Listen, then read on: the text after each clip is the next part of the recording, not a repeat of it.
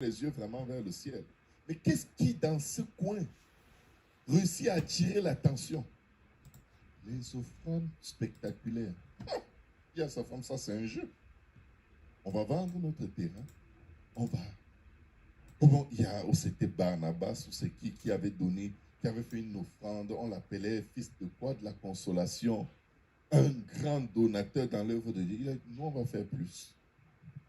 Ils vendent un terrain qui leur appartient. On ne leur a pas demandé de vendre le terrain. Il n'y avait pas de levée de fonds.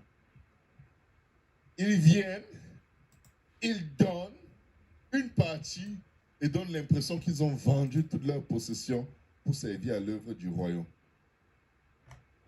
Vous regardez comment, quand la sincérité manque, elle nous amène doucement à un endroit où on croit que personne ne nous voit.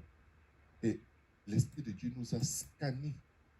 Et il est sur le point de sortir le diapositive, c'est-à-dire ton visage noir, au côté caché de ta personne, parce qu'il arrive à un endroit où le Seigneur est comme, tu sais quoi, je vais te donner un dernier choix. Où tu vas vivre avec moi, où tu vas aller dehors. Tu vas faire tout ce que tu veux. Toi et moi, on se sépare. Je vais juste faire une parenthèse pour dire que le jour où une âme perd son salut, ce n'est pas le jour où elle meurt. Écoutez bien. Le jour où quelqu'un perd le salut, ce n'est pas le jour où tu meurs. Ce n'est pas le jour où tu arrêtes de respirer et tu meurs étant dans le péché. Tu meurs avant ça. Tu meurs longtemps d'avance. Et après, tu n'es qu'une enveloppe. Et je te garantis, Dieu peut t'utiliser pareillement. Pourquoi est-ce qu'il dit en ce jour-là, plusieurs me diront, n'avons-nous pas fait ceci en ton nom? N'avons-nous pas fait cela en ton nom? N'avons-nous pas chassé beaucoup de démons? C'est sûr que c'était des églises où chacun venait avec sa caméra pour prendre le scoop du jour. Parce que les gens allaient convulser, les gens allaient marcher sur le mur. Les activités démoniaques étaient spectaculaires et les démons sortaient. Satan aime ça. Parce que quand tu agis dans un tel ministère, tu oublies de te confronter. Paul dit, travaillez vous-même à votre salut avec crainte et tremblement. Travaillez à votre propre salut avec crainte et tremblement.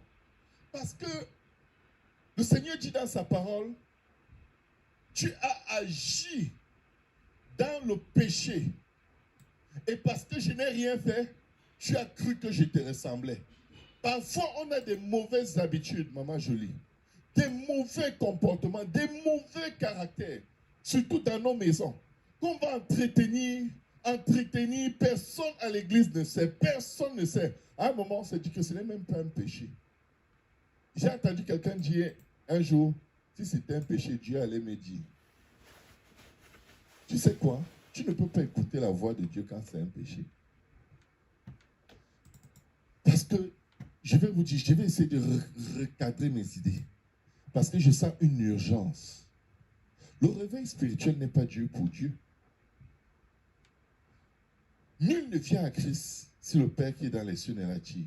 Mais il va l'attirer pour les remettre entre les mains de qui? Des menteurs, des fornicateurs, des adultères, des tricheurs, des jaloux, des gens amers. Non. Il vaut mieux pour certaines âmes de n'avoir jamais cru que de croire entre les mains de certains d'entre nous. Je vous le garantis. Il vaut mieux, et c'est biblique ce que je dis, je vais vous le prouver par les Écritures. Le Seigneur dit aux pharisiens, vous parcourez toute la terre pour gagner une âme ou pour faire un disciple. Et ensuite, vous faites de lui un prosélyte, c'est-à-dire un fils de la corruption. Quelqu'un de tellement pervers. Et qu'il a été gagné par qui? Par des gens qui veillent radicalement sur l'application de la loi extérieurement. Mais à l'intérieur, ils sont des tombeaux blanchis. Pour qu'il y ait le réveil spirituel, ça ne va pas commencer par une forte évangélisation dehors. Je vais vous poser une simple question pour vous défier.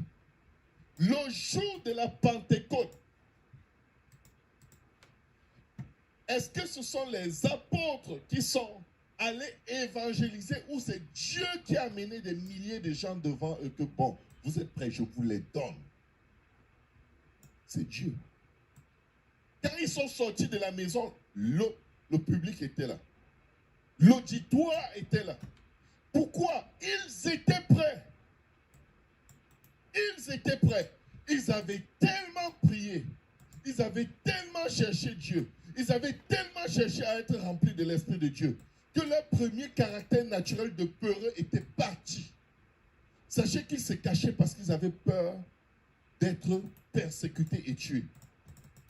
Ils étaient terrifiés. Ils se sentaient comme beaucoup de républicains se sentent aujourd'hui.